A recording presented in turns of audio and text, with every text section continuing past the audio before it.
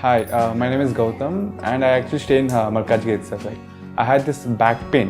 It's been 1.5 years. I have tried many treatments like chiropathy, oil massage, physiotherapy especially, but it didn't work out as much like what I expected. I strongly suggest homeopathy. You people can carry on with the homeopathy. Area Malkajgiri, and doctor name is like Nageshwar Rao, and the clinic name is Neocare Homeopathy.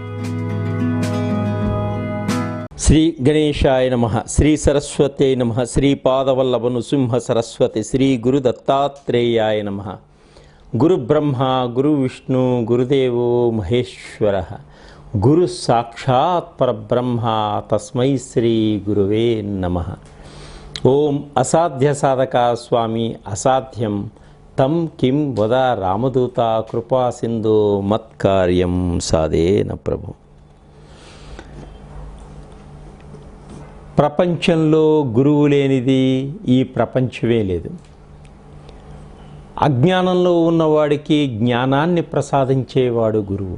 గురు బ్రహ్మ గురు విష్ణు గురుదేవో మహేశ్వర, గురు సాక్షాత్ పరబ్రహ్మ, తస్మై శ్రీ గురవే నమః.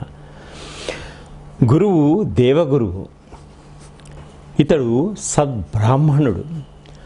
గురువుకు బృహస్పతి అనేది ఉన్న నామాల్లో ఒక నామం.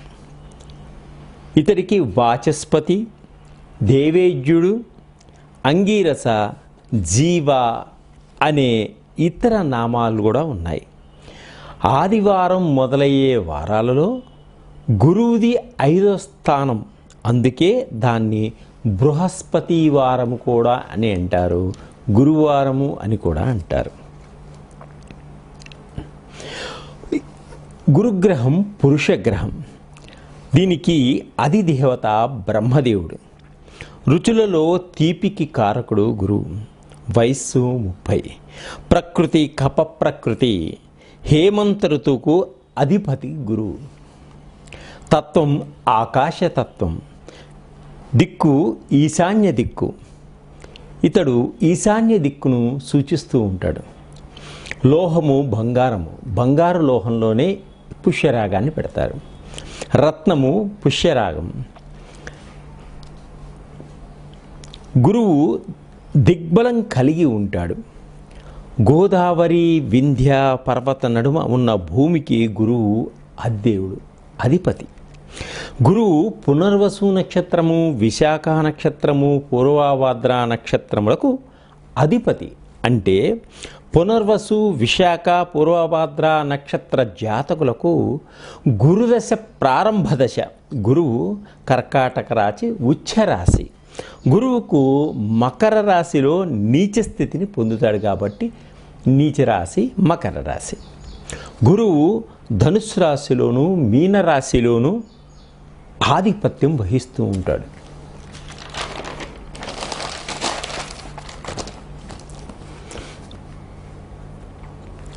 గురువుకు మిత్రులు రవిగ్రహము, చంద్రగ్రహము, కుజగ్రహములు.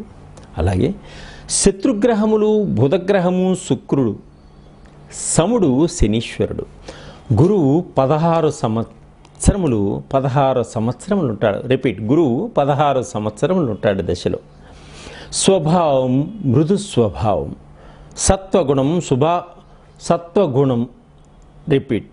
సత్వగుణం శుభగ్రహం గురువుది. జీవులు, ద్విపాదులు. స్థానం ధనాగారం.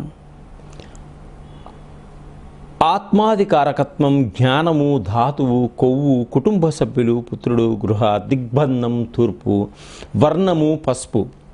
రాశి ఉండే కాల సంవత్సరం 1 సంవత్సర కాలం ఉంటాడు. సమిద రావి, మూలిక రావి, అరటి వేరు. గోత్రం అంగీరస. వేదము ఋగ్వేదము. అవతారము వామనుడు. ఈ గురుగ్రహానికి మూలమంత్రం ఓం గ్రాం గ్రీం గ్రౌం ఐం సహ బృహస్పతి నమః. ఓం గ్రాం గ్రీం గ్రౌం ఐం సహ బృహస్పతి నమః. ఇది బృహస్పతి మంత్రం. గురువు బ్రహ్మమానసపుత్రుడు. అసలు గురువు ఎవరు? గురువు గురించి మనం పరిపూర్తిగా మనం తెలుసుకున్నాక ఈ గురువు మేషరాశి నుంచి ఒక్కొక్క రాశిలోకి ఎలా వెళ్తున్నాడు, ఎటువంటి ఫలితాలు ఇస్తున్నాడో మనం తెలుసుకుందాం. 2024 మే నెల 1 నుంచి గురువు మేషరాశిలో నుంచి వృషభ రాశిలోకి ప్రవేశిస్తున్నాడు.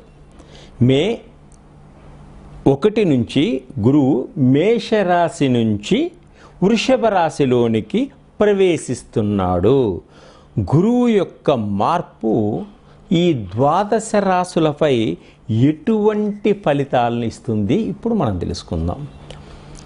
మే 1వ తారీఖు నుంచి ఈ గురువు యొక్క మార్పు జరుగుతుంది కాబట్టి గురువు ఒక్కొక్క రాశిలో ఎలా ఉంటాడు, ఎటువంటి ఫలితాలు ఇస్తాడు ఇప్పుడు మనం తెలుసుకుందాం. కుంభరాశి. కుంభరాశి వారికి మే 1 నుంచి 24 మే 1, 24 నుండి ఈ సంవత్సరం చివరి వరకు 4వ స్థానంలో అంటే చతుర్థ స్థానంలో వృషభ రాశిలో గురువు సంచరిస్తున్నాడు కాబట్టి మనకి ఎటువంటి ఫలితాలు ఉంటాయి, ఆ ఫలితాలకి మనం ఎటువంటి పరిహారాలు చేసుకుంటే జీవితంలో అత్యున్నత స్థానాన్ని అధిరోహిస్తామని మనం తెలుసుకుందాం. ఈ కుంభరాశి వారికి మానసిక ఆందోళన కలిగి ఉంటారు. ఈ సంవత్సరం బుద్ధి చంచలత్వంగా ఉంటుంది, అనుకున్నది ఒకటి చేసేది ఒకటిగా ఉంటుంది. మీరు ఒక డెసిషన్ తీసుకోలేకపోతూ ఉంటారు. వీరికి కుటుంబంలో సంఘంలోనూ గౌరవ మర్యాదలు కూడా తగ్గుతూ ఉంటాయి. చాలా జాగ్రత్తగా వ్యవహరించుకోండి. వ్యసనాలకి దూరంగా ఉండండి.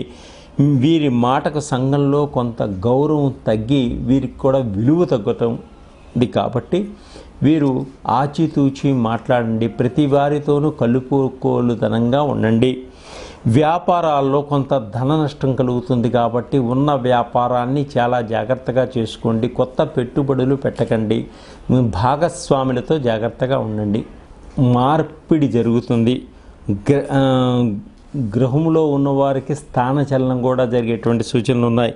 పనులందు కొన్ని ఆటంకాలు కూడా జరుగుతాయి కాబట్టి మీ ఈ కుంభరాశి వారు మంచి ఫలితాలు రావడం కోసం గురు చరిత్ర పారాయణం చేసుకోండి. అలాగే బాబా గారిని పారాయణం చేయండి.